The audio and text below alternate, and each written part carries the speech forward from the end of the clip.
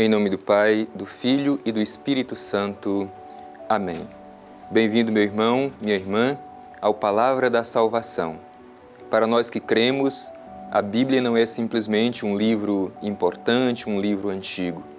Para nós, ela tem um valor normativo. Ela é Palavra da Salvação. Por isso, toda a nossa vida é guiada e conduzida pela Palavra de Deus. Te convido neste momento especial. Todos os dias nós reservamos este tempo para escutar a Palavra de Deus. Permita que esta Palavra seja uma semente que encontre um solo fértil no seu coração para que ela possa germinar, crescer e produzir muitos frutos. É preciso que tenhamos disponibilidade para que a Palavra de Deus transforme a nossa vida. Por isso, escutemos com bastante atenção a mensagem de Deus para cada um de nós hoje.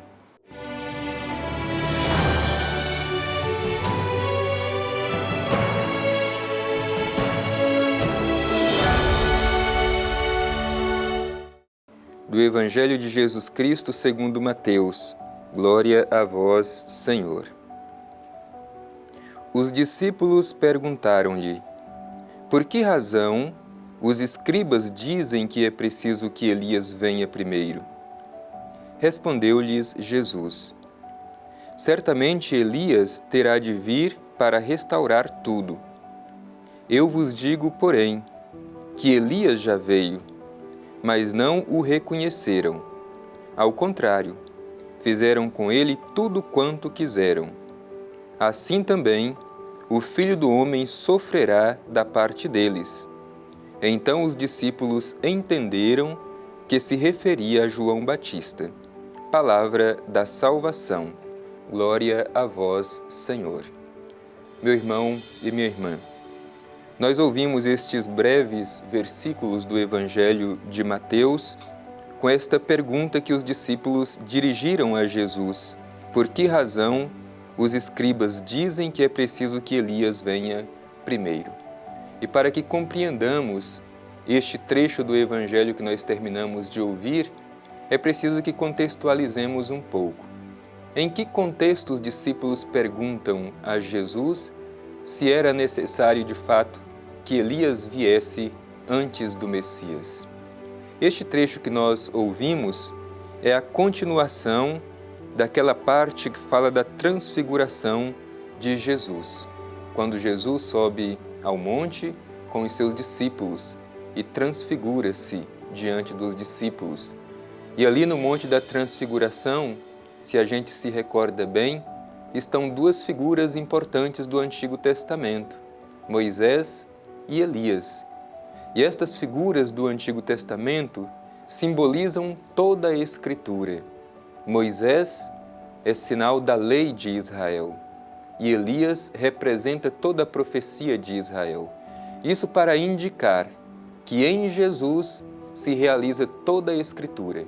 Jesus é a plenitude da lei e Jesus é a plenitude de toda a profecia. E logo após descerem do Monte da Transfiguração, os discípulos de Jesus lhe dirigem esta pergunta: por que razão os escribas dizem que é preciso que Elias venha primeiro? Bem, Elias é um grande profeta do Antigo Testamento e, como foi dito, um profeta tão respeitado que se imaginava que ele deveria voltar para anunciar a vinda do Messias, aquele que viria para restaurar Israel, para libertar e salvar Israel.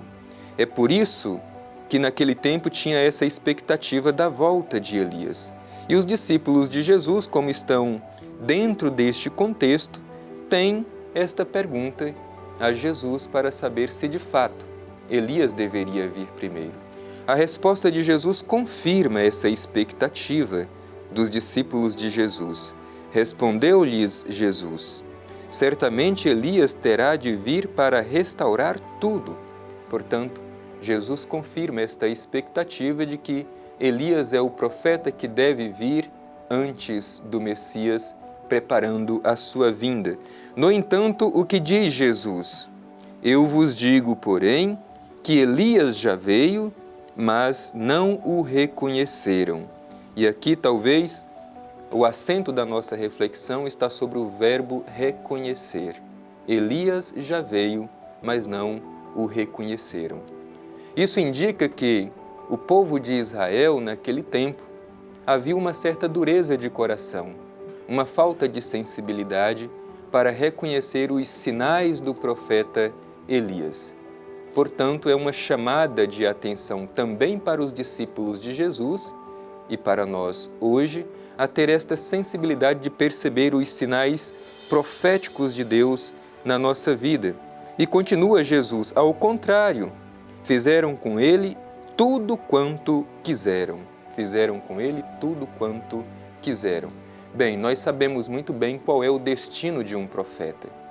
Um profeta que tem coragem de falar em nome de Deus, que tem coragem de denunciar os mandos e desmandos dos poderosos deste mundo, que tem coragem de anunciar aos marginalizados uma mensagem de esperança e de salvação, o seu destino é o sofrimento, seu destino é a perseguição e, em muitos casos, o seu destino é a morte. É por isso que no finalzinho do Evangelho, os discípulos de Jesus vão entender que ele estava falando de João Batista.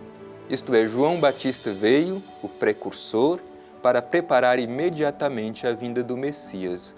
Mas as pessoas não foram capazes de reconhecer nos gestos de João Batista, nas suas atitudes e na sua pregação, os sinais próprios do profeta Elias que havia de vir.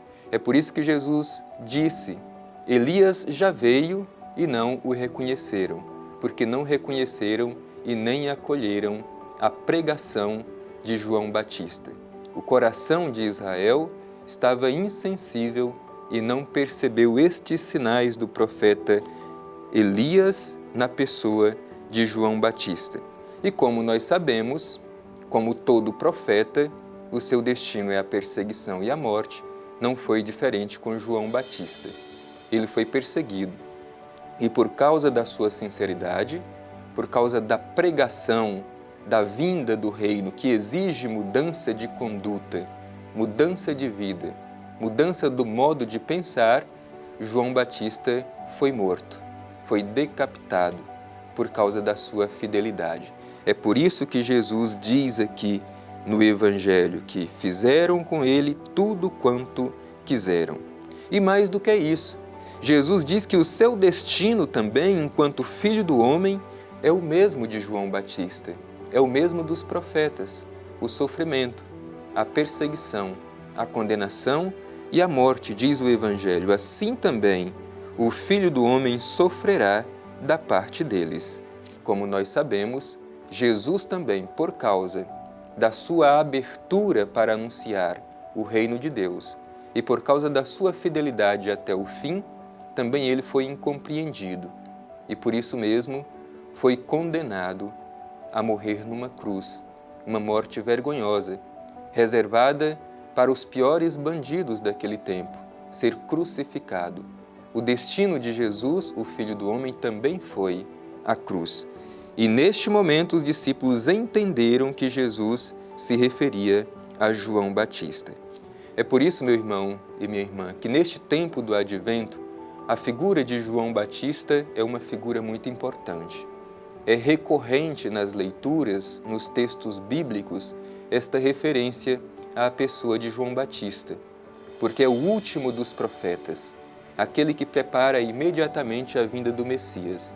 E neste trecho que nós ouvimos hoje do Evangelho, Jesus diz que João Batista, na sua missão profética, representa, no seu jeito de ser e nas suas escolhas, a própria vinda de Elias, aquele que havia de vir para preparar a vinda do Messias. Portanto, acolhamos esta mensagem da Palavra de Deus e permitamos que os nossos corações sejam sensíveis para reconhecer a pregação profética que ajuda a preparar o nosso coração para acolher o Messias que há de vir e há de vir para nos salvar.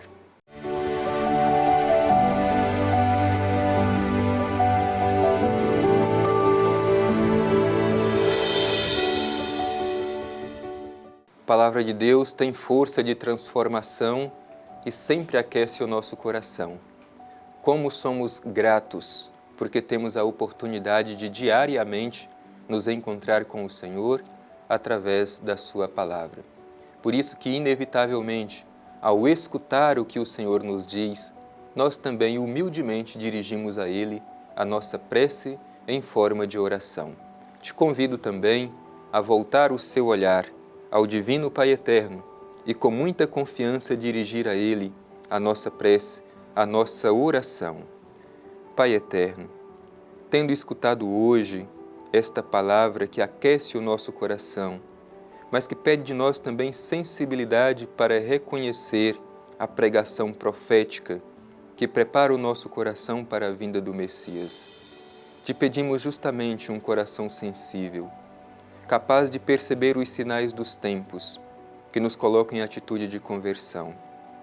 Que Teu Filho Jesus, enviado para nos salvar, encontre uma manjedoura preparada em nosso coração, que Ele possa nascer, crescer, transformar a nossa vida.